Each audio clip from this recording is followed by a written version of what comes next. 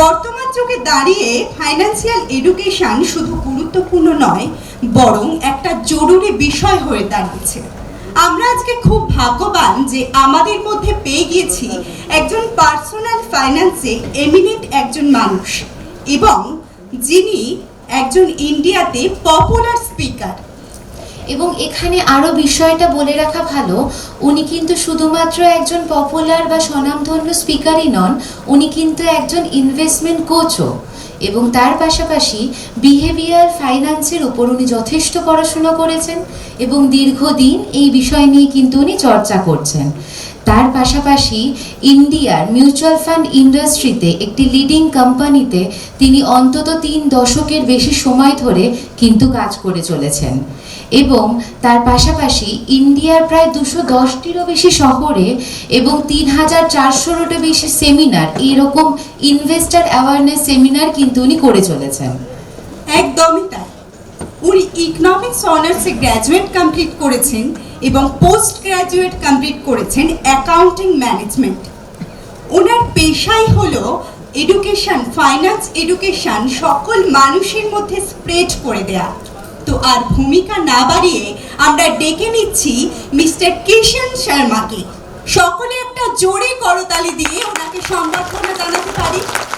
একদমই তাই, উনি সুদূর মুম্বাই থেকে শুধুমাত্র আমাদের আমন্ত্রণে সাড়া দিয়ে এসেছেন আপনাদের সাথে কথা বলার জন্য।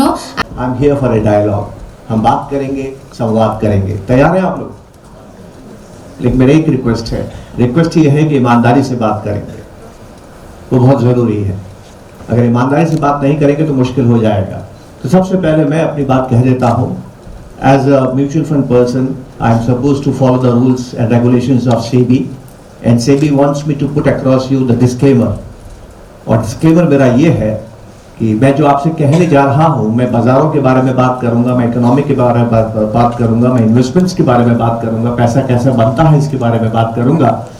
लेकिन आपको सावधान करना चाहता हूँ, कभी कभी यूं ही मैं अपने जी को बहलाया करता हूँ। ये जो मैं आपसे बात कर रहा हूँ ना, ये मेरा पैशन है, यही मेरा कर्म है, यही मेरा काम है, और मुझे इस काम करने में मजा आता है। तो कभी कभी यूं ही मैं अपने जी को बहलाया करता हूँ, जिन बातों को खुद नहीं समझा औरों को समझाया करता हूँ। So don't take my words very seriously, right? क्योंकि मुझे नहीं मालूम कल बाजार कहाँ जाएगा, लेकिन मैं आपको बताऊंगा कि कल बाजार कहाँ जाएगा, बिना ये जाने कि कल क्या होगा। मैं ईश्वर तो हूं नहीं दोस्तों, मुझे नहीं मालूम कि कल क्या होगा, लेकिन बात मैं आपसे कल की करूंगा, और वो बहुत जरूरी है। बहुत से लोग एक अजीब सी बात कहते हैं कि कल किसने देखा, टुमारो नेवर कम्स। कल नहीं आता है, जो कुछ है वो अभी है। बिल्कुल नहीं दोस्तों, आपकी जिंदगी के 3 हिस्से हैं, एक जो गुजर गया, एक जो अभी पल है, एक जो आने वाला पल है। तीनों में से आप किसको बदल सकते हैं? किसको बदल सकते हैं आप? आने वाले कल। और आप आज जो करेंगे उसका फल आज मिलता है कि कल मिलता है? कल मिलता है। आज आपको जो मिल रहा है ये उस कर्म का फल है जो आप पहले कर चुके हैं। तो जो ये कहता है कि कल किसने देखा है, हमारे हाथ में केवल कल है दोस्तों, और कुछ है ही नहीं। We can shape only tomorrow. We cannot shape present. We cannot do anything with the past. And investing is what? Investing is nothing but discounting future. तो हम जो बात कर रहे हैं इन्वेस्टिंग की, बहुत बहुत आराम से हम बात करेंगे। मैं आपको ये नहीं बताऊंगा म्यूचुअल फंड कौन सा अच्छा, स्टॉक कौन सा अच्छा, आप कहां इन्वेस्ट करें और कैसे इन्वेस्ट करें, नहीं, ये बात मैं आपसे नहीं करूंगा। ये बात तो आपके साथ आपके एडवाइजर करते हैं, जिनसे आप रोजाना मिलते हैं। मैं आपसे सिर्फ ये बात करूंगा कि इन्वेस्टिंग की हमारी फिलोसॉफी क्या है। Most of us are busy with finding out the finance of investing, the mathematics of investing.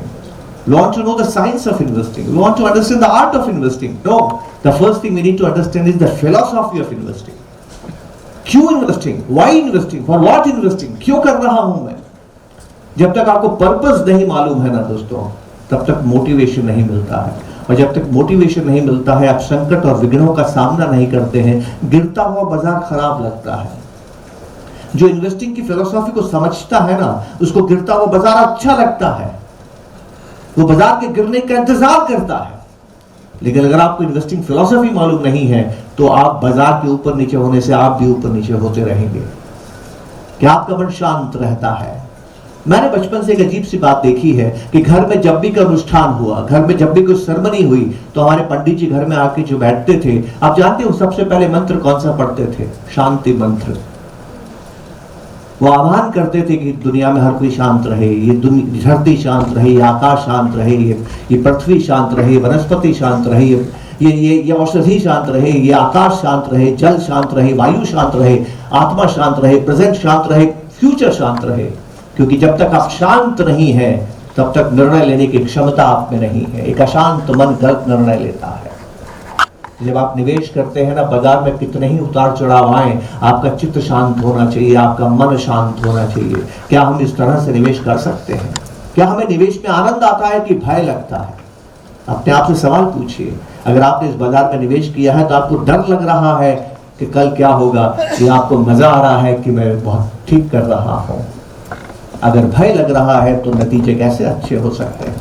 क्योंकि आप अपने ही निर्णयों को बदल देंगे। तो आइए थोड़ा सा हम फिलोसॉफी पे बात करेंगे। और एक चीज और है जो कि इन्वेस्टमेंट में हमें बड़ा जबरदस्त तरीके से परेशान करती है, वो सेफ्टी।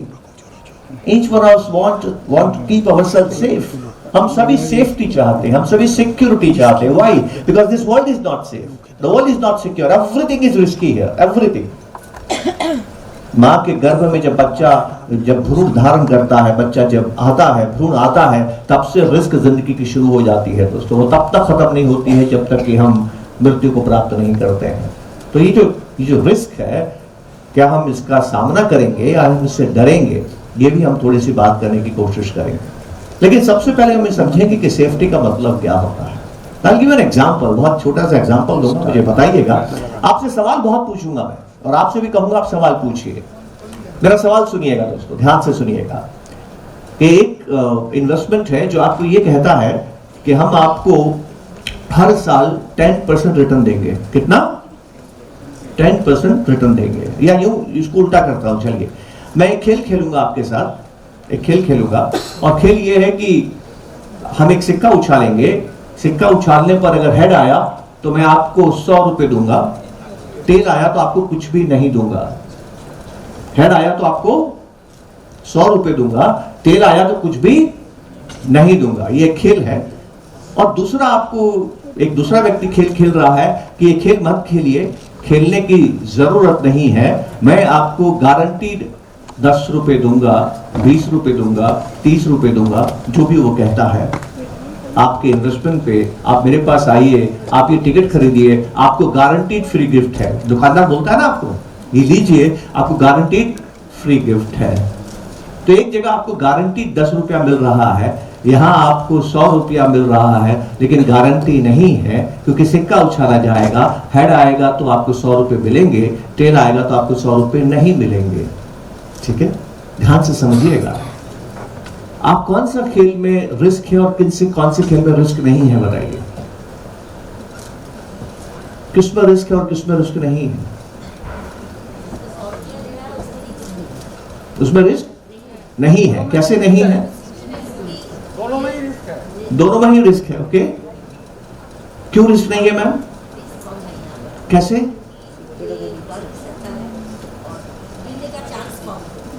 कैसे कम है? बराबर चांस है ना। हेड आने के चांस कितने हैं? 50%। टेल आने के चांस कितने हैं? 50%। मुझे इस खेल को मैं बड़ा मजेदार कर सकता हूं, बहुत आसानी से हमें इंसान समझ में आएगा कि इंसान चीजों को कैसे देखता है। Yes sir.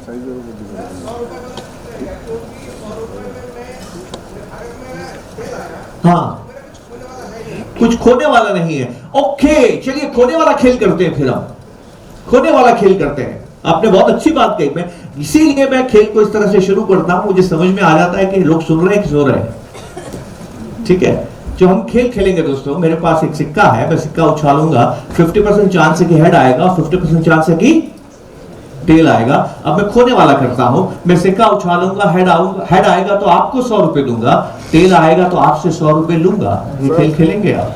एक्सक्यूज मी, कोई खेलेगा ये खेल मेरे साथ? Anyone here? नोबडी। क्यों? रिस्क है इसमें। आप ये खेल मेरे साथ नहीं खेलेंगे। ठीक है, चलिए मैं खेल में थोड़ा बदलाव करता हूं। मैं सिक्का उछालूंगा और सिक्का उछालने पर वादा करता हूं कि हेड आ गया तो आपको 200 रुपए दूंगा। हेड आ गया तो 200 रुपए दूंगा, टेल आया तो 100 ही रुपए लूंगा। अब आप ये खेल खेलेंगे मेरे साथ? थोड़ा बहुत चांसेस है खेलने के लिए, है ना? अब आप देखिए, रेज हैंड्स, कौन खेलेगा? Raise hands. मे बी 10-15% लोग खेल रहे हैं, 15% पीपल आर प्लेइंग नाउ। चलिए आगे चलते हैं। मुझे मजा आया आपकी बात सुन के, मुझे भी थोड़ा जोश आ गया। नाउ आई एम मोटिवेटेड और मैं खेल की शर्तों को बदलता हूं और आपसे कहता हूं कि मैं सिक्का उछालूंगा, हेड आ गया तो आपको 500 रुपए दूंगा और टेल आया तो 100 ही रुपए लूंगा। अब कितने लोग खेलेंगे? अभी 75% लोग खेलेंगे। चलिए, बहुत खूबसूरत बात कही है आपने। अभी 75% लोग खेलेंगे और 500 को मैं 1000 कर दूं तो सभी लोग खेलेंगे। चलिए, अब ध्यान से इंसान को समझिएगा और आपको शेयर बाजार समझ में आएगा। इस शेयर बाजार को समझने से पहले मुझे एक बात बताइएगा, आपके इंफॉर्मेशन के अनुसार, अकॉर्डिंग टू योर इंफॉर्मेशन, ज्यादातर लोग जो स्टॉक मार्केट में इन्वेस्टमेंट करने आए हैं, अभी सेबी का रिपोर्ट आया है, उनको फायदा हुआ है कि नुकसान हुआ है? ज्यादातर लोगों को क्या हुआ है? कितने परसेंट लोगों को? 91% लोगों को नुकसान हुआ। म्यूचुअल फंड्स में ऐसा नहीं। तो क्या कारण है कि ऐसी जगह जहां पैसा बनता है लोग पैसा खोते क्यों हैं? आइए इस खेल को समझते हैं। पहला खेल जो मैं आपके साथ खेल रहा था कि मैं सिक्का उछालूंगा, हेड आया तो आपको 100 रुपए दूंगा, टेल आया तो आपसे 100 रुपए लूंगा। आप में से कोई व्यक्ति नहीं खेल रहा था। मुझे बताइए क्यों नहीं खेल रहे थे? समझदारी होना चाहिए। आप why you are not playing? Some simple thing. I offered you 100 rupees for head और आपसे टेल पे 100 रुपए वापस लूंगा। ये खेल खेलने की इच्छा क्यों नहीं हुई? बताइए। इसमें रिस्क है, इसमें नॉलेज की जरूरत ही नहीं है। कहां इसमें नॉलेज है सर? देखिए, वापस समझते हैं खेल को।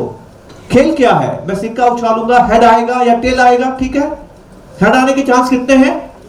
50%। टेल आने के चांस कितने हैं?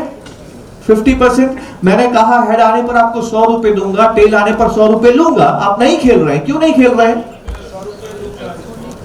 50% चांस है 100 रुपया खोने का। यस, आप पैसा खोना नहीं चाहते जो उन्होंने कहा था, इसीलिए तो मैंने खेल को बदला।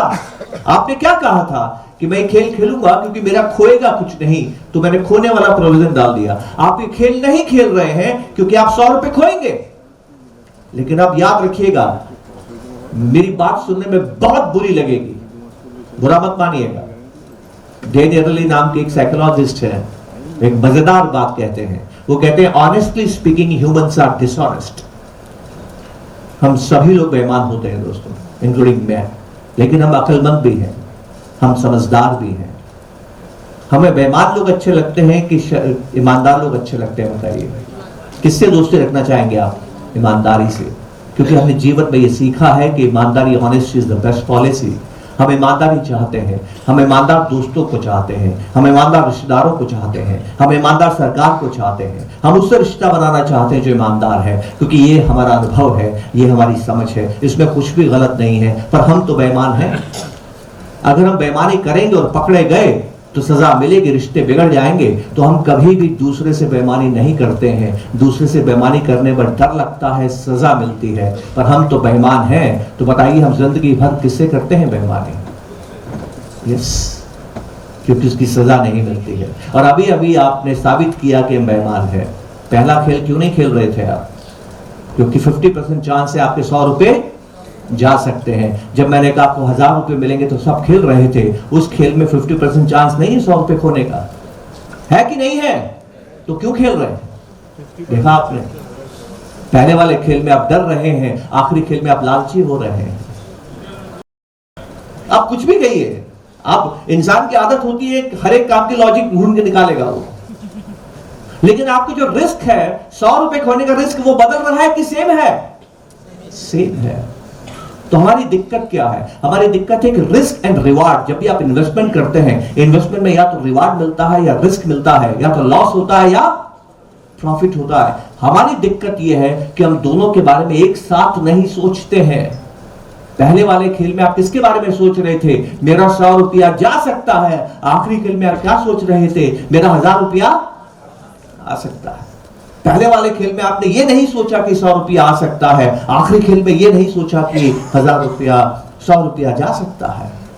तो वी आर नॉट मल्टीटास्कर्स। अगर कोई मल्टीटास्कर है आपके घर में तो लेडी ऑफ द हाउस है, वुमन ऑफ द हाउस है। पुरुष नहीं होता है, मर्द नहीं होता है दोस्तों। 3 लाख साल हम जंगलों में रहते थे, 3 लाख साल हम जंगलों में रहते थे। तो वी आर होमो सेपियंस। हमसे पहले ऑस्ट्रेलोपिथेकस होते थे। हमारा कोई क्लोज कजन नहीं है। हाथी 4 तरह के हाथी मिलेंगे, 4 तरह के कुत्ते मिलेंगे, आपको 4 तरह के शेर मिलेंगे। इंसान सब एक ही जैसे हैं। हाँ, हमारी एनवायरमेंट की वजह से रंग अलग है, हमारे फेसेस के फीचर्स अलग हैं, पर बॉडी का डीएनए अगर आप देखेंगे सभी इंसान, we don't have cousins, we are all homo sapiens.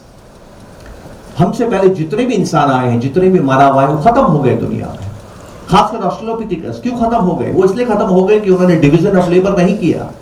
3 lakh साल पहले, 4 लाख साल पहले, 5 लाख साल पहले, 10 लाख साल पहले अगर उनके घर में कोई बच्चा हुआ तो माँ भी खाना ढूंढने जा रही है, पिता भी खाना ढूंढने जा रहे हैं। वापिस आए तब तक भेड़िया बच्चे को ले गया। लेकिन होमो सेपियंस ने दिमाग लगाया। होमो सेपियंस ने ये कहा कि अगर हमारा बच्चा है, एक व्यक्ति घर में रहेगा और एक व्यक्ति बाहर से जंगल से फल सब्जी, या we were hunters and gatherers, या तो छोटे जानवर को मार के लाएगा खाने के लिए या फल कंदमूल लेके आएगा।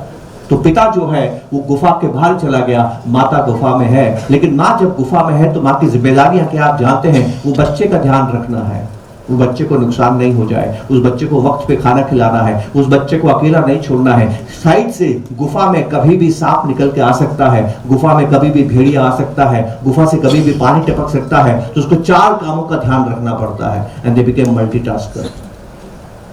That's why friends, it has been proved world over that women are better investors than men. जब वुमेन इन्वेस्टिंग करती है तो कामयाबी ज्यादा होती है दोस्तों। तो हमें वो बात समझनी है, वो की चीज क्या है, वो राज क्या है, उस राज को समझना है। What is investing? Investing is not intellect, investing is balance, it's not science. कैसे? मेरे पास 4 कंटेनर है, एक कंटेनर में दूध रखा है, एक कंटेनर में पानी है, एक कंटेनर में शक्कर है, एक कंटेनर में टी डस्ट चाय की पत्ती है। सभी एक ही क्वालिटी की है। आप सभी को मैं एक ही मात्रा में देता हूं, आप सभी को मैं एक ही क्वांटिटी देता हूं, एक ही क्वालिटी देता हूं चारों चीजों की। और आपसे कहता हूं चाय बनाइए, आप चाय बनाते हैं, सबका स्वाद एक होगा कि अलग होगा? तो सबको एक चीज दी है ना, एक क्वालिटी है ना, एक क्वांटिटी है ना, तो स्वाद अलग क्यों होगा? आपने बनाने का क्या तरीका, आपने निर्णय कब किया, कितने देर तक आपने चीजों को बॉईल किया है, किस मात्रा में डाला है, किस संतुलन में डाला है, ये किसने तय किया? ये आपने तय किया। बाजार सबके लिए एक जैसा है, इकोनॉमी सबके लिए एक जैसा है। मैं आपको दावे से कहता हूं आप सबका रिटर्न एक है कि अलग है? कितनी खूबसूरत बात है ना। तो आपको रिटर्न क्या मिला हो, किसने तय किया?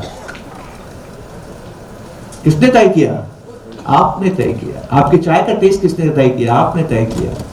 तो समझिए इन्वेस्टमेंट में आपको क्या समझना है। इन्वेस्टमेंट में सिर्फ आपको एक चीज समझनी है, और वो ये समझना है कि मैं क्या चाहता हूं। बस खुद से सवाल कीजिए।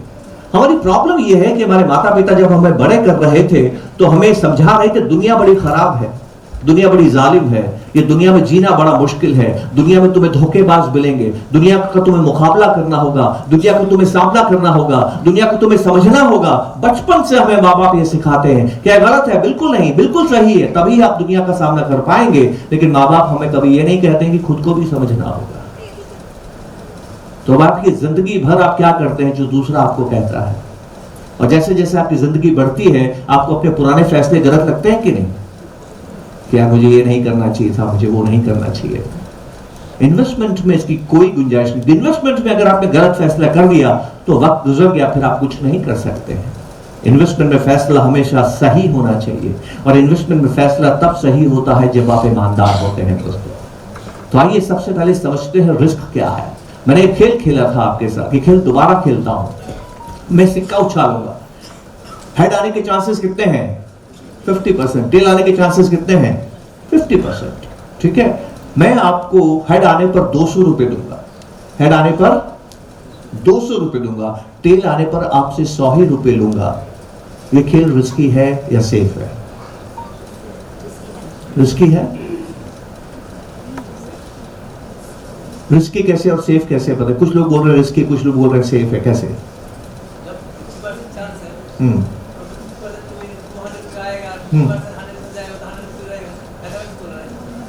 सोचिए, रिस्क है कि नहीं इसमें? क्या रिस्क है बताइए? आप 100 रुपए खो सकते हैं। तो आप ध्यान से समझिएगा, एफडी सेफ है कि स्टॉक मार्केट सेफ है, म्यूचुअल फंड सेफ है? आपको बात समझ में आ जाएगी। म्यूचुअल फंड सेफ है या एफडी सेफ है? ध्यान से समझिएगा।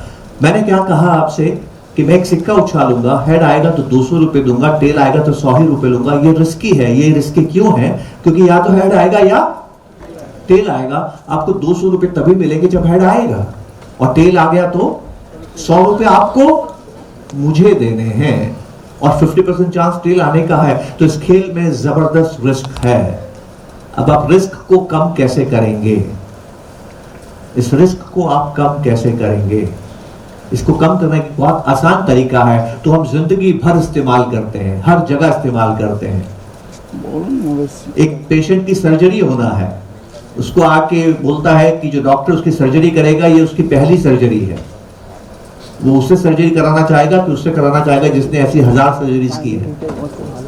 किससे कराना चाहेगा? वो जिसने 1000 की है। इससे क्या फर्क पड़ता है बताइए? एक्सपीरियंस। जो भी चीज जिंदगी में आपको खतरनाक लगती है ना, उसको बार बार कीजिए, वो आसान हो जाती है, उसका रिस्क खत्म हो जाता है। चलिए इस खेल को 100 बार खेलते हैं। जो खेल आपको लगता है कि आप पैसा खो सकते हैं, इसको हम 100 बार खेलते हैं। अगर हम 100 बार खेलेंगे तो हेड कितनी बार आएगा? 50 बार हेड आएगा। मैंने आपको कितने रुपए दे दिए? 10,000। टेल कितनी बार आएगा? आपने मुझे कितना पैसा दिया? 5,000। आपने पैसा बनाया कि पैसा खोया? बनाया कि खोया? कितना सिंपल है ना। बस बार बार इन्वेस्टमेंट कीजिए, सेफ हो जाएंगे। आप क्या है, एक ही बार देखते हैं, एक ही इवेंट को देखते हैं। एक इवेंट को नहीं देखना है दोस्तों। आप इन्वेस्टमेंट एक बार नहीं करते हैं, जिंदगी में एक बार नहीं आप एक महीना नहीं कमाते, आप हर महीना कमाते हैं, आप हर महीना बचाते हैं। क्योंकि आप हर महीना कमाते हैं, हर महीना बचाते हैं, इसलिए वो आदमी ज्यादा पैसा कमाता है जो इस तरह से रिस्क को मैनेज करता है। पीछे लौट के जाते हैं। एक आदमी है जो हर महीने कमाता है, हर महीने बचाता है। एफडी सेफ है। एफडी में कभी आपको नुकसान नहीं होता है। वो 20 साल से हर महीने एफडी में इन्वेस्टमेंट कर रहा है। एक आदमी है जो equity mutual fund flexi cap के अंदर 20 साल से इन्वेस्टमेंट कर रहा है, जहां कभी बाजार नीचे जाता है, कभी ऊपर जाता है, कभी 50% नीचे चला जाता है। पीछे लौट के जाइए, किसने ज्यादा पैसा बनाया? रिस्की वाला ने कि सेफ वाले ने? तो ध्यान से समझिएगा, रिस्क और सेफ्टी आपको कैसे तय करनी है, आपके पास समय कितना है। समय तय करता है दोस्तों, short term and long term. Short term और लॉन्ग टर्म अगर हम नहीं समझें तो इन्वेस्टमेंट नहीं समझेंगे। जो सबसे बड़ी चीज इन्वेस्टमेंट में समझनी है हमको, वो क्या है? वो short term and long term. What is short term, what is long term, हम उसको समझने की कोशिश करते हैं। लेकिन सबसे पहले आप ये समझ जाइए कि आने वाला हिंदुस्तान कैसा है। क्योंकि हिंदुस्तान में कितना पैसा बनेगा, मैं थोड़ा सा आपको इशारा कर देता हूं। हम में बहुत इंडियंस को लगता है कि पैसा बनना बड़ा मुश्किल काम है। India is a poor country, India is a developing country, India में पैसा कम है। हम सभी को इच्छा होती है कि फॉरेन में जाके काम करें, फॉरेन में बहुत पैसा है, अमेरिका में बहुत पैसा है, यूरोप में बहुत पैसा है। सब बात ठीक है, लेकिन ध्यान से मेरी बात सुनिएगा। यूरोप में हमसे ज्यादा पैसा है। यूरोप पूर्णिमा के चांद के जैसे हैं, हमारे पास पैसा कम है। हम दूज के चांद जैसे हैं। न्यू मून देखा है ना आपने, क्रिसेंट, न्यू मून, हम दूज के चांद जैसे हैं। लेकिन दोस्तों, पूर्णिमा के चांद में रोशनी ज्यादा है, दूज के चांद में रोशनी कम है। लेकिन हर दिन, आने वाले दिन में क्या होता जाएगा बताइए? कुछ बात समझ में आ रही है आपको? आपको ये नहीं देखना है दोस्तों इन्वेस्टमेंट में कि दशा क्या है, आपको ये देखना है कि दिशा क्या है। तो क्या है हिंदुस्तान के साथ खास बात? 2 या 3 बातें मैं आपके साथ करूंगा, तो आपको थोड़ा समझ में आएगा कि हिंदुस्तान में पैसा कितना बनने वाला है। जो मैसेज मैं आपको देना चाहता हूं, बहुत सिंपल सा मैसेज, और वो सिंपल सा मैसेज ये है कि हिंदुस्तान में इतना पैसा बनेगा जितना दुनिया में कहीं नहीं बन रहा है आने वाले 10, 15, 20 सालों में। ये तय है दोस्तों। आपका बनेगा कि नहीं बनेगा, ये आपको तय करना है। लेकिन पहले हम समझते हैं मैं किस आधार पे कह रहा हूं कि हिंदुस्तान में पैसा बनेगा। What is the basis, what is the foundation, why I believe it कि हिंदुस्तान में पैसा बनेगा। क्यों? क्या आर्ग्यूमेंट है मेरा कि हिंदुस्तान में पैसा बनेगा? इसके लिए आपको समझना होगा कि पैसा बनता कैसे है, वेल्थ आती कहां से है, दौलत आती कहां से है। हमारा जो इकोनॉमिक डेवलपमेंट होता है, हमारे पास पहले कम पैसा था, ज्यादा पैसा है, ये ज्यादा पैसा बनता कैसे है? बहुत सॉरी, थैंक यू। सिंपल सी चीज है, पैसा बनता है वैल्यू एडिशन से दोस्तों। और वैल्यू एडिशन कौन चीज, क्या चीज वैल्यू एडिशन कराती है? आइए इस बात को समझते हैं। आप में से कितने लोग यहां पर ज्यादा पैसा कमाना चाहते हैं? सभी लोग ज्यादा पैसा कमाना चाहते हैं, ठीक है। ध्यान से मेरी बात समझिएगा। इस सवाल को मैं आगे और पूछूंगा आपसे, लेकिन अभी ध्यान से समझिएगा कि पैसा कैसे बनता है। आप जो भी पैसा बनाते हैं, जो भी पैसा आपके पास आता है, आपके बैंक अकाउंट में जो भी क्रेडिट आता है, जो भी इनकम आपके पास में आती है, जो भी पैसा आपके पास में आया है, मुझे बताइए वो कैसे आया है? कैसे आया है? इनकम कैसे हुई आपकी? क्या किया? आप क्या करते हैं? क्या जॉब करते हैं? आईटी में है, नौकरी करते हैं, तो आपको हर महीने तनख्वाह मिलती है। कैसे मिलती है? कौन देता है तनख्वाह? कंपनी देता है। और कंपनी देता है तो कंपनी के बैंक अकाउंट में वो पैसा रखा है, उसके खाते से निकलता है, तो कहां रखा है? हाँ, आप अपना बात कीजिए। आपको जो सैलरी मिला कैसे मिला? कंपनी से मिला ना। मेरी बात सुनिए, आपके अकाउंट में पैसा आया, आपके अकाउंट में 100 रुपया आया, कैसे आया? अरे कैसे आया? 100 रुपया कैसे आया? कंपनी का अकाउंट, एग्जैक्टली। तो आप लिखेंगे आपको 100 रुपया मिला, कंपनी क्या लिखेगा अपने अकाउंट्स में? 100 रुपया गया।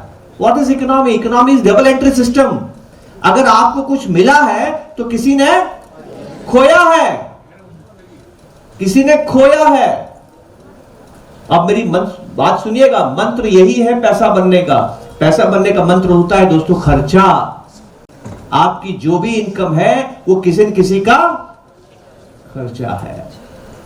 अब आप ये जानना चाहते हैं कि आपकी इनकम आगे बढ़ेगी कि नहीं बढ़ेगी, सवाल कभी मत पूछिए कि बंगाल में, कोलकाता में लोगों की इनकम बढ़ेगी कि नहीं बढ़ेगी। ये सवाल कभी मत पूछिए।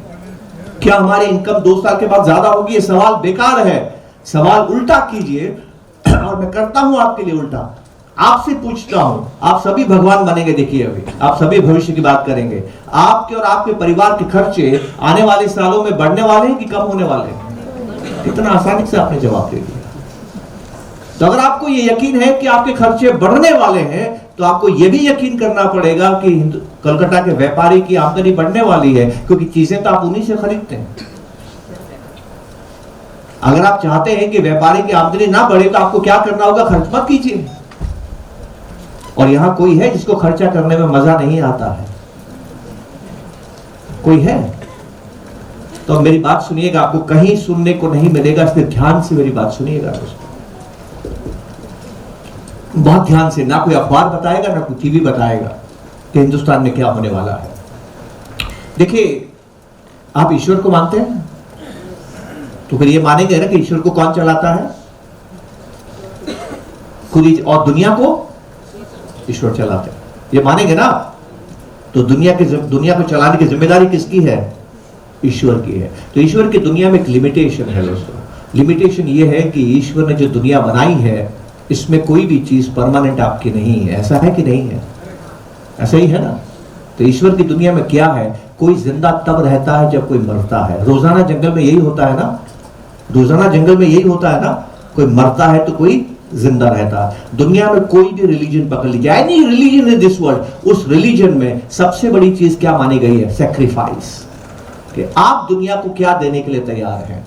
जब आप दुनिया को देते हैं तो दुनिया जिंदा रहती है। तो एक बात बताइए दोस्तों, अगर आप ईश्वर को मानते हैं तो आप ये भी मानते होंगे कि जो कुछ आपके पास है ईश्वर ने दिया है, ठीक है? उस ईश्वर के दर्शन करने के लिए जब आप मंदिर जाते हैं तो आप क्या करते हैं? पहले आप देते हैं कि पहले मांगते हैं? पहले देते हैं, नैवेद्य देते हैं, फिर प्रसाद की कामना करते हैं। एंड दिस इज कॉल्ड यज्ञ, दिस इज कॉल्ड ट्रांजैक्शन। ये वो देश है जहां पर हम ईश्वर से भी सौदा करते हैं कि नहीं करते? जिंदगी सौदा है दोस्तों। परस्पर रहो जीवा नाम, एक दूसरे के साथ सौदा करना ही जिंदगी है। And what is economy? The definition of economy is record of transaction, record of transaction, जितने ट्रांजैक्शन होंगे उतना आपका इकोनॉमिक ग्रोथ होगा। Now listen what's happening in Indian families, सुनिएगा बहुत क्या हो रहा है। हम लोग दुनिया में सबसे गरीब देश बन गए, हम दुनिया के सबसे अमीर देश थे, सबसे अमीर देश थे दुनिया के। कब? 300 years ago, by the end of 1750, we're the richest country in the world. ये ब्रिटिश रिसर्च है, मेरा रिसर्च नहीं है, इकोनॉमिक्स का नाम बताता हूं, एंगस मेडिसन।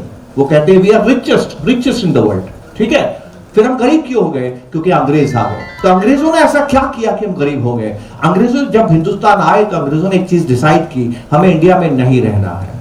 उन्होंने ये डिसाइड क्यों किया हमें इंडिया में नहीं रहना है? कि उनको समझ में आ गया कि जिस दिन इंडियन समझदार हो गए हमें इज्जत नहीं मिलेगी।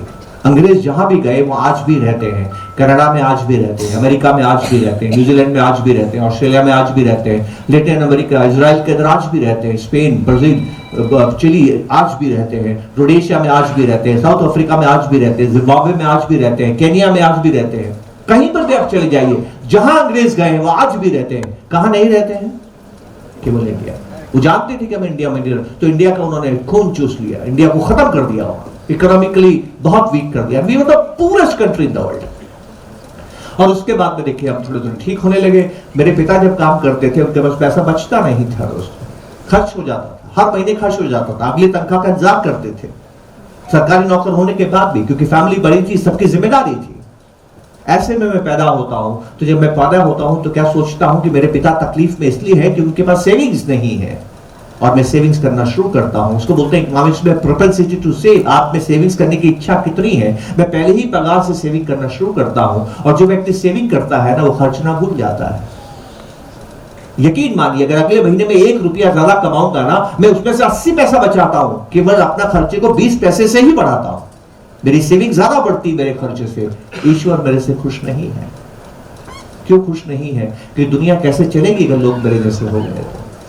मुझे दुख होता है खर्चने में। तो आप जानते हैं ईश्वर ने संतुलन करने के लिए क्या किया है? ईश्वर ने संतुलन करने के लिए मेरे घर में एक ऐसी औलाद पैदा की है जिसको खर्चने में मजा आता है।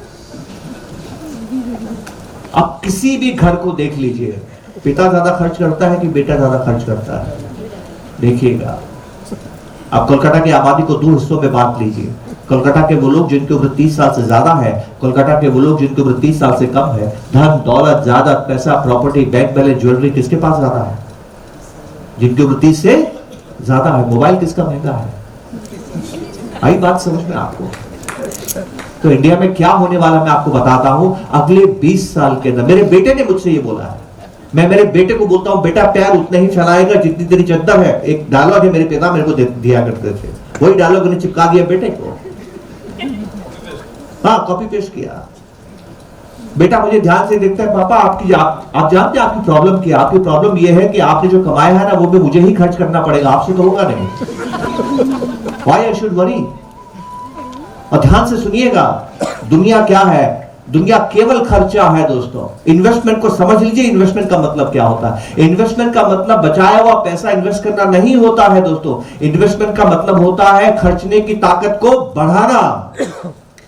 जिंदगी में मैं हर इच्छा पूरी कर सकूं, उसको प्राप्त करना, जिंदगी की हर कामना को पूरा कर सकूं, यही शास्त्र कहता है। शास्त्र कहता है यहां पर आए हो तो मोक्ष को प्राप्त करके जाना, मरने के बाद दोबारा दुनिया में मत आना। तुम्हारा काम है मोक्ष को प्राप्त करना, और मोक्ष आपको तब मिलेगा जब धर्म का पालन करते हुए कर्म करोगे, कर्म करके कामनाओं इच्छाओं की पूर्ति करोगे। इसको पुरुषार्थ बोलते हैं, धर्म अर्थ कर्म मोक्ष। कर्म नहीं, काम है उसमें। धर्म अर्थ काम और मोक्ष। काम मतलब आपकी इच्छाएं। तो आपको जीवन में क्या करना है? अपनी सारी इच्छाएं पूरी करनी। अगर इच्छाओं को पूरी नहीं किया तो मुक्ति नहीं मिलती है दोस्तों। और इच्छाओं की पूर्ति के लिए आपको अर्थ का अर्जन करना पड़ता है, पैसा कमाना ही पड़ता है, धन का निर्माण करना ही पड़ता है। इसलिए धन का निर्माण, जिस दिन हम मर जाते हैं ना उसको निधन कहते हैं। क्या बोलते हैं उसको? निधन हो गया, ये धनहीन हो गया, इसके पास धन नहीं है। तो जिंदगी के आखिरी क्षण तक धन कमाना है दोस्तों, लेकिन धन कमाना नहीं है, धन बनाना है। क्यों धन कमाना नहीं है और क्यों धन बनाना है, ध्यान से समझिएगा। तो मैं आपको जो कहने जा रहा हूं, हिंदुस्तान वो देश है जहां पर साइकिल बदल रही है। अभी तक जो इंडियंस थे, 100 साल के इंडियंस थे, पिछले 100 साल के, ये पॉवर्टी की वजह से सेविंग्स को इंपॉर्टेंस देते थे।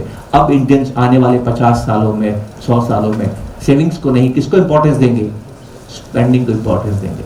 इसलिए जो इनकम की ग्रोथ रेट है इंडिया की, वो दुनिया में सबसे ज्यादा रहने वाली है। ये 20-25 साल अमृत काल है आपके लिए। इन 20-25 सालों में आप जितना पैसा बनाना चाहते हैं उतना पैसा आप बना सकते हैं। पर यहाँ दिक्कत क्या आएगी आपके सामने? दिक्कत ये आएगी कि हम पैसा कमाना जानते हैं, पैसा बनाना नहीं जानते। दोनों में फर्क क्या है? दोनों में फर्क ये है कि जब आप पैसा कमाने घर से निकलते हैं, आपको कंपटीशन करना पड़ता है, दूसरे से कंपटीशन करना पड़ता है। आप डॉक्टर हैं, ज्यादा पैसा कमाना चाहते हैं, ज्यादा कब कमाएंगे? जब आप इलाज दूसरे डॉक्टर से अच्छा करेंगे। आप पेशेंट को समय ज्यादा देंगे। दो काम आपको करने पड़ेंगे, समय ज्यादा देना पड़ेगा, ज्यादा अच्छा काम करना पड़ेगा। नौकरी में प्रमोशन कैसे होगा? जब आप कंपनी को ज्यादा समय देंगे, दूसरे से अच्छा काम करेंगे। आपको कॉलेज में एडमिशन कैसे मिलेगा? जब मेरिट में आपका नाम होगा। मेरिट में नाम होने का मतलब है कि आपका नंबर दूसरे से ज्यादा होना चाहिए। तो देखिए, मेरी बात को ध्यान से सुनिएगा, आपको जिंदगी समझ में आएगी और आपको इन्वेस्टमेंट में गलतियां क्या होते हैं वो बात भी समझ में आएगी। तो ऑप्शंस देता हूं, दोनों में से एक ऑप्शन चुनिएगा। पहला ऑप्शन है, आप में से कितने लोग ज्यादा कमाना चाहते हैं? थोड़ी देर पहले मैंने आपसे पूछा था तो आपने सबने कहा कि आप ज्यादा कमाना चाहते हैं। अब मेरा दूसरा ऑप्शन सुनिएगा, दोनों में से एक ऑप्शन चुनिएगा। फर्स्ट ऑप्शन, आप में से कितने लोग ज्यादा कमाना चाहते हैं? ईमानदारी से जवाब दीजिएगा। दूसरा ऑप्शन, आप में से कितने लोग दूसरे से ज्यादा कमाना चाहते हैं? सोच समझ के जवाब दीजिएगा। आप कभी भी फर्स्ट ऑप्शन नहीं चुनेंगे दोस्तों। हम सबको बच्चा फर्स्ट आता है क्लास में, अच्छा लगता है कि बुरा लगता है? आपका बच्चा फर्स्ट आया, कैसा लगता है? कितना अच्छा लगता है ना? You feel so good. क्यों है हम ऐसे? हम ऐसे इसलिए हैं कि हमें दुनिया में सरवाइव करना है। हम कहां रहते थे? जंगल में रहते थे। जंगल में जब हिरण सुबह उठता है तो वो अपने आप से वादा करता है कि मुझे शेर से तेज भागना है। अगर मैं शेर से तेज नहीं भागा तो शेर मुझे मार देगा, मैं मर जाऊंगा। तो मैं कब बचूंगा? जब मैं शेर से तेज भागूंगा। उसी वक्त शेर क्या सोचता है? शेर सोचता है कि मुझे हिरण से तेज भागना है, अगर मैं तेज नहीं भागूंगा तो भूखे मर जाऊंगा। तो जंगल में आप कब बचते हैं? जंगल में आप बचते हैं जब आप दूसरे को हराते हैं दोस्तों। जिंदगी में कामयाबी तभी मिलती है जब आप दूसरे से अच्छा करते हैं। यही जिंदगी है दोस्तों। क्या ये गलत है? बिल्कुल नहीं, ऐसा करना पड़ेगा। तो इसमें गलत क्या है? इसमें गलत यह है कि इन्वेस्टमेंट की दुनिया में यह नियम काम नहीं आता है और यहीं पर हम सब गलतियां कर जाते हैं। ये पैसा कमाने का नियम है, ये पैसा बनाने का नियम नहीं है। इन्वेस्टमेंट से आप पैसा बनाते हैं, पैसा कमाते नहीं है दोस्तों। क्या फर्क है कमाने और बनाने में? बनाने में आपको वक्त नहीं देना पड़ता है, पैसा अपने आप बनता है। पैसा कमाने में आपको अपना वक्त दूसरे को देना पड़ता है। आप डॉक्टर हैं तो मरीज को वक्त देते हैं, आप वकील हैं तो क्लाइंट को वक्त देते हैं, आप दुकानदार हैं तो ग्राहक को वक्त देते हैं, आप टीचर हैं तो स्टूडेंट को वक्त देते हैं, आप कंपनी में काम करते हैं तो कंपनी को वक्त देते हैं। अपना वक्त दूसरे को देते हैं, फिर पैसा मिलता है। अब मुझे बताइए, आपका वक्त कीमती है कि आपका पैसा कीमती है? तो आप कीमती चीज दे रहे और सस्ती चीज ले रहे, खुश कैसे रहेंगे? जो व्यक्ति जिंदगी भर पैसा कमाता है वो खुश नहीं रह सकता है, क्योंकि वो जिंदगी अपनी शर्तों पर नहीं जीता है। उसको काम करना पड़ता है, वो पैसे के लिए काम कर रहा है। जिंदगी में 20 साल से ज्यादा कभी पैसे के लिए काम मत कीजिए दोस्तों। एक दिन जिंदगी में ऐसा दिन आना चाहिए कि पैसा आपके लिए काम करे, क्योंकि जिस दिन पैसा आपके लिए काम करना शुरू करता है ना, सारा किस पे खर्च करेंगे? खुद पे। और कोई आपसे पूछेगा आप क्या करते हैं, तो आप जवाब देते हैं मैं वो करता हूं जो मेरी मर्जी है। सोचिएगा, अपने आप से सवाल पूछिएगा, ईमानदारी से सवाल पूछिएगा, आपके जीवन का लक्ष्य पैसा है कि खुशी है?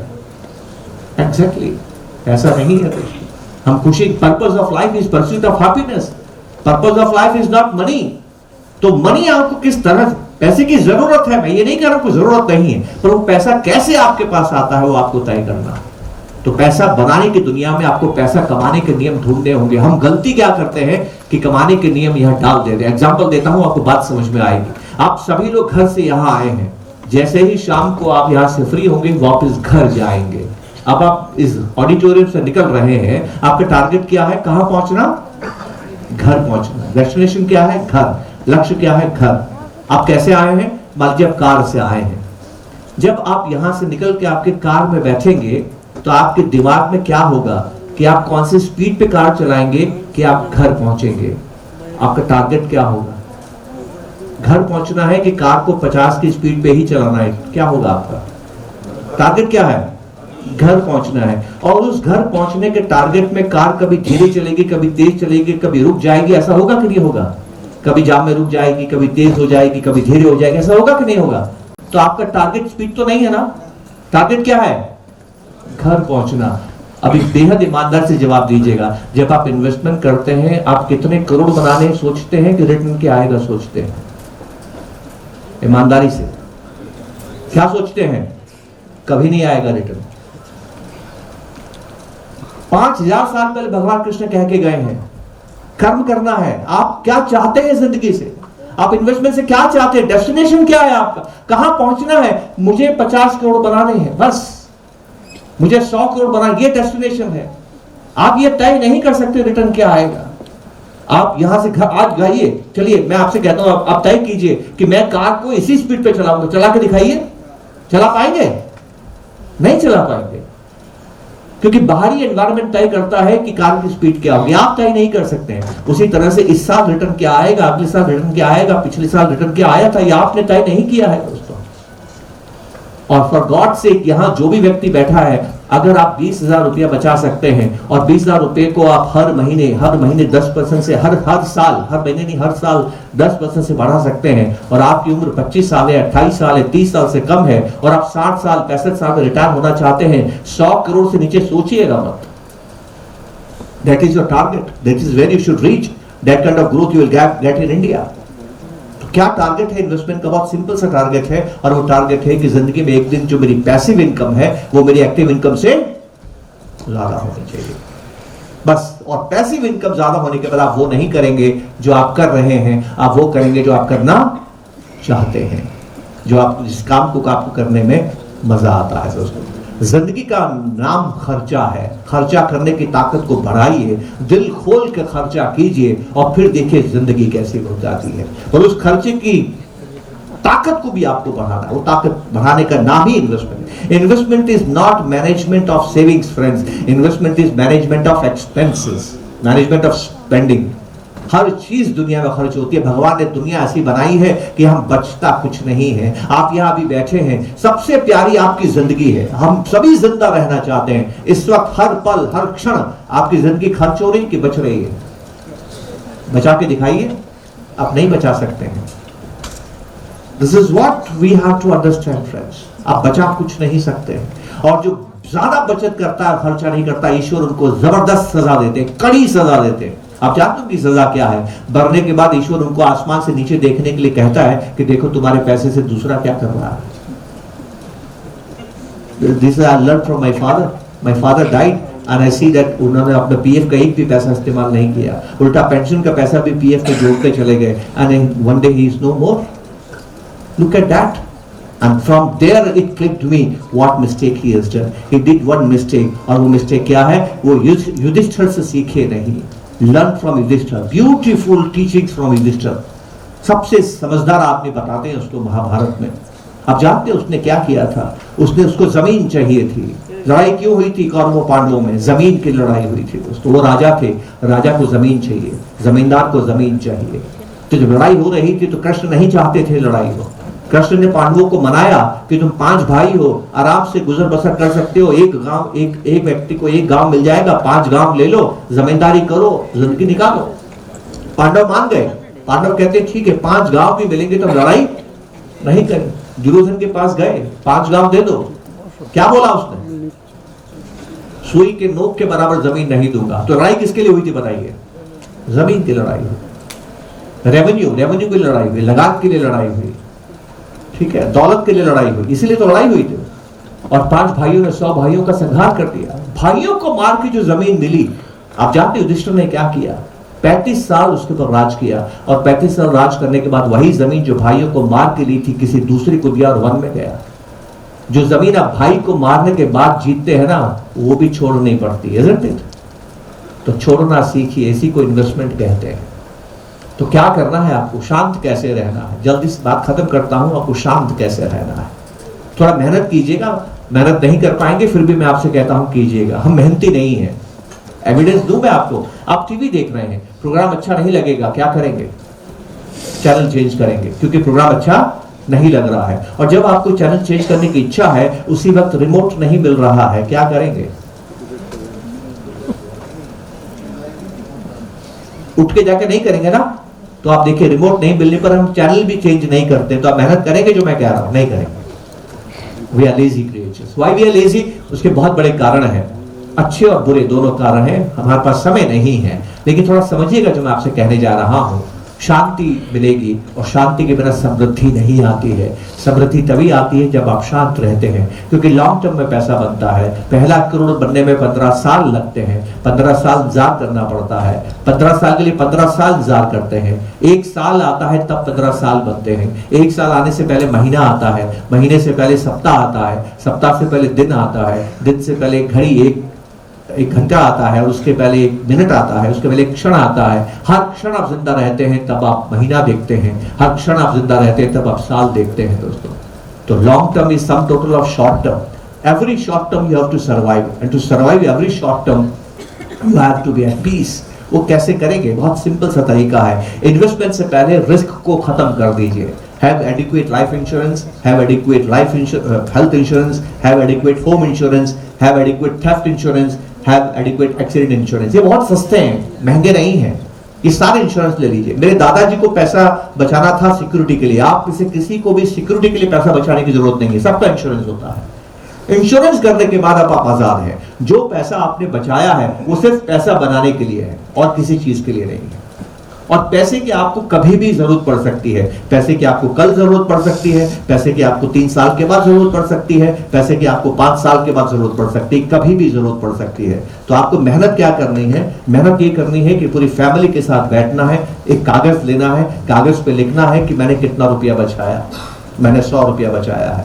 और घर में सबको पूछना है, क्या तुम्हें अगले महीने कुछ अतिरिक्त पैसे की जरूरत है? Do you need any extra money next month to spend? कोई बोलेगा मुझे 10 रुपए की जरूरत है। Put that money into liquid mutual fund, और कहीं रखने की जरूरत नहीं है। Don't put that money anywhere else, liquid mutual fund. घर से कोई बोलेगा मुझे 5 रुपए की 1 साल के बाद जरूरत है। Put that money into short term mutual fund, short term bond mutual funds. कोई कहेगा मुझे 15 रुपए की जरूरत 3 साल के बाद है। Put that money into long term bond mutual funds. कोई कहेगा मुझे 25 रुपए की 5 साल के बाद जरूरत पड़ेगी। Put that money into hybrid equity mutual fund, hybrid mutual funds. कोई कहेगा मुझे पैसा 10 रुपया, 50 रुपया, 60 रुपया 10 साल के बाद जरूरत है, 15 साल के बाद जरूरत है, 20 साल के बाद जरूरत है। कोई पैसा आपको समझ में नहीं आ रहा है कब जरूरत है, बिना घबराए कागज पे लिखिए, ये पैसा, ये जो 50 रुपया है, ये मुझे अगले 10 साल तक जरूरत नहीं है। बिना घबराए कागज पे लिखिए और इक्विटी मार्केट में, इक्विटी म्यूचुअल फंड में इन्वेस्ट कर दीजिए। बाजार 50% भी गिरेगा तब भी रात को नींद आएगी, क्योंकि कागज पे क्या लिखा है, कौन सा पैसा है जो मुझे अभी नहीं चाहिए। अगर कागज पे ये बात आपने नहीं लिखी है और बाजार गिर गया तो आपका मन जानते क्या कहेगा? इससे अच्छा तो अब मैं एफडी कर लेता यार, मुझे ये नहीं करना चाहिए। ठीक है, this is called asset allocation. कभी फुर्सत हो तो इंटरनेट के सामने बैठिएगा और एसेट एलोकेशन के बारे में पढ़िएगा कि व्हाट इज एसेट एलोकेशन। दुनिया में जितने भी इन्वेस्टर हुए हैं उसमें कामयाब 2 तरह के लोग होते हैं, एक जिनकी किस्मत अच्छी है, एक जिनके कर्म अच्छे हैं। पर किस्मत वाले लोग बहुत कम होते हैं दोस्तों। आप अपने इन्वेस्टमेंट को कर्म प्रधान बनाना चाहते हैं कि भाग्य प्रधान बनाना चाहते हैं, चॉइस इज योर्स। और जो व्यक्ति कर्म प्रधान इन्वेस्टमेंट करता है वो कभी नाकामयाब नहीं होता है, और वो तभी कर पाएगा जब वो सही एसेट एलोकेशन करेगा। हम में से आज सभी पैसा बना सकते हैं, लॉन्ग टर्म में सभी बराबर पैसा बनाते हैं। लॉन्ग टर्म में आप सभी का रिटर्न बराबर होगा, किसी का भी कम नहीं होगा, किसी का भी ज्यादा नहीं होगा। बस आपको ध्यान रखना है कि आप शांत रहें और यात्रा को पूरी करें। हम नॉर्मली यात्रा पूरी नहीं करते हैं। 2 मिनट का आपका समय और लूंगा।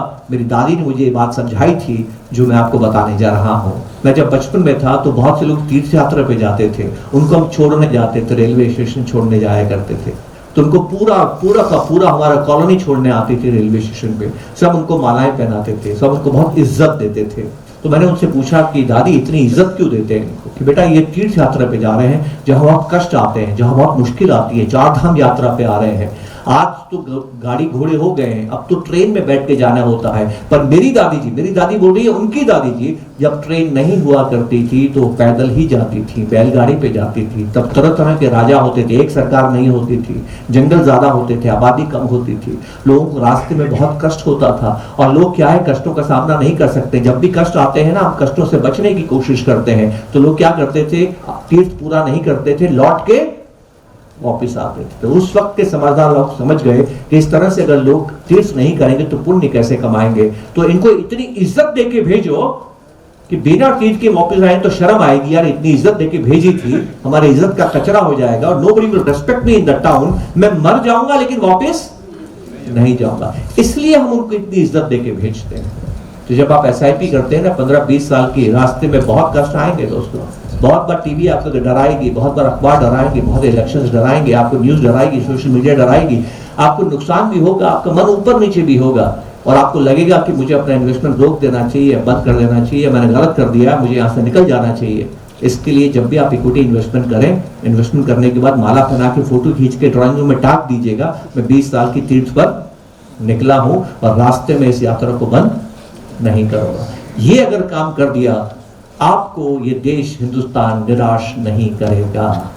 आखिरी बात जो कहने जा रहा हूं वो क्या है, हिंदुस्तान में एक जबरदस्त चीज होने जा रही है और ये जबरदस्त चीज क्या है कि पैसा कमाने का हिंदुस्तान में मौका बढ़ रहा है। जितना पैसा कमाने का मौका हिंदुस्तान देगा कोई देश नहीं देगा, लेकिन ये कमाने का मौका दे रहा है। लोग कमाना जानते हैं, बनाना नहीं जानते हैं। हमारा फोकस कमाने की तरफ होता है और जब आप पैसा कमाते हैं ना, तब आपको समय की जरूरत होती है, क्योंकि पैसा कमाने पे आप समय देते हैं तब आपको पैसा मिलता है। पैसा ऐसी चीज है जो जितना आता है उतनी भूख बढ़ती है, इसकी भूख शांत नहीं होती है। तो जो ज्यादा कमा सकता है वो और ज्यादा कमाना चाहता है, जब और ज्यादा कमाना चाहता है तो उसको और ज्यादा समय की जरूरत होती है और जब उसको और ज्यादा समय की जरूरत होती है तो एक फैसला करता है और वो फैसला क्या करता है कि मैं अभी बच्चा नहीं चाहता, मेरे घर में अभी बच्चा नहीं होना चाहिए। क्योंकि जैसे ही बच्चा पैदा होता है वो आपसे क्या मांगता है, समय मांगता है। बच्चे को पैदा करना और बड़ा करना समय का काम है, सैक्रिफाइस का काम है। तो ध्यान से मेरी बात सुनिएगा, 2015 के बाद हिंदुस्तान बदल गया है। इस वक्त हिंदुस्तान में 60 साल से ज्यादा उम्र के लोग 17 करोड़ हैं। इस वक्त हिंदुस्तान में 5 साल से कम उम्र के बच्चे 11 करोड़ हैं। इसका मतलब यह हुआ कि 30% ओल्ड अभी भी इंडिया में बिना बच्चों के हैं। तो जो मैं संदेश दे रहा हूं, उस संदेश को आप ध्यान से सुनिएगा। होमो सेपियंस के रूप में हम 3 लाख साल से दुनिया में रह रहे हैं, आज तक ये नहीं हुआ है जो मैं आपको कह रहा हूं। वो क्या है, ध्यान से सुनिएगा। जब से इंसान दुनिया में आया है, इंसान बच्चे ज्यादा होते थे, वृद्ध कम होते थे। मैं जब पैदा हुआ था मेरे घर में 2 वृद्ध थे, मैं ग्रैंडफादर, मैं ग्रैंडमदर, और हम 6 बच्चे थे, भाई बहन कजन्स को मिला के। तो मेरे अगर दादा को चाय चाहिए, पानी चाहिए तो 6 बच्चे दौड़ के जाते थे। मैं 5-6 साल में 7 साल का हो जाऊंगा, मेरे घर में एक भी बच्चा नहीं होगा दोस्तों, और मुझे अपना बुढ़ापा अकेले ही बिताना है। इस हॉल में जितने लोग बैठे हैं उसमें से 80% लोग अपने वृद्धावस्था में अकेले जिएंगे, आपके पास कोई नहीं होगा। और जो यहाँ 40 साल से कम है वो तो 100 साल से ज्यादा जिएगा और आखिरी 20-30 साल आप अकेले जिएंगे। अगर आप अकेले जीने वाले हैं तो बताइए आपके पास क्या होना चाहिए, पैसा होना चाहिए। क्या उस पैसे का प्रबंध कर रहे हैं? नहीं करेंगे तो मुझे याद करेंगे कि एक आदमी आया था जो ये बात कह के गया। अगर आपको लगता है कि आप बूढ़े नहीं होंगे तो मत कीजिए, लेकिन आप बूढ़े जरूर होंगे। अब आप में से बहुत लोग सोच रहे हैं कि मेरे घर में तो बच्चा है, मुझे चिंता की बात नहीं है, ये कह रहा है, फालतू बात करता है ये, मेरे घर में तो बच्चा है। दोस्तों, आपके घर में बच्चा है तो और चिंता की बात है। आप जानते हैं क्यों? क्योंकि दुनिया में बच्चे नहीं है, और जिनके पास बच्चे नहीं है उनके पास आपसे ज्यादा पैसे हैं। आप जानते हैं वो क्या करेंगे? ज्यादा तनख्वाह के लालच में आपके बच्चों को ले जाएंगे। आपका बच्चा होशियार है तो आपके साथ रहता है कि दूर चला जाता है? दूर चला जाता है। अगर आपके पास बच्चा है भी तो दुनिया ले जाएगी। तो समझ जाइए भविष्य कैसा है। बैंगलोर था मैं महीने भर पहले, ये बात बैंगलोर में कह रहा था। एक आदमी ने कहा, सर आप बिल्कुल सही कहते हैं। मैंने कहा कैसे मैं सही कहता हूं? तो वो कहता है कि बैंगलोर में एक दुकान खुली है, दुकान का नाम है सकलपूजा.com, SAKALPOOGA.com, सकलपूजा.com। मैंने उससे पूछा सकल पूजा का मतलब क्या होता है? तो कहता है सकल पूजा का मतलब होता है लास्ट राइट्स, अंतिम संस्कार। तो मैंने कहा दुकान क्या खुली है? कि ऑनलाइन दुकान है जो ये कहती है कि अगर आपकी मृत्यु हो जाए, बच्चे पास में नहीं है, तो अंतिम संस्कार हम करेंगे। बात समझ में आ रही है? कभी आपने कल्पना की थी कि अंतिम संस्कार बिना बच्चों के होगा? जी हाँ, हिंदुस्तान में हो रहा है। आने वाला समय ऐसा ही है।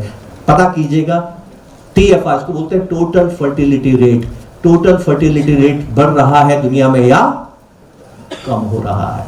जिस भी समाज में 2.1 से ये कम होता है वहां चिंता की बात है। पिछले महीने में चेन्नई में था, चेन्नई का TFR हिंदुस्तान में सबसे कम है 1.3, और वहां सभी तमिलियंस को मैंने कहा कि अगर आपका TFR 2.1 नहीं होता, जो नहीं होगा क्योंकि कमाने के अवसर ज्यादा है, 50 साल के बाद अगर मैं जिंदा रहा, आप जिंदा रहे, अगर हम वापस मिलेंगे तो चेन्नई की आबादी में तमिलियंस आधे होंगे। सोचिएगा जो मैंने आपसे बात कही है। नमस्कार, जय हिंद।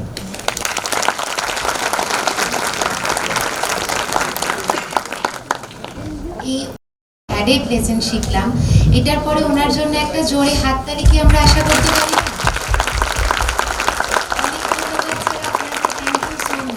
অনেক ধন্যবাদ স্যার আপনাকে। এখন মিস্টার কিষান শর্মাকে কিছু উপহার দিয়ে সম্বর্ধনা করার জন্য আমি ডেকে নিতে চাই আমাদের সবার প্রিয় ম্যাডাম গীতিকা রয়কে। একটু জোরে করতালি হয়ে যাক।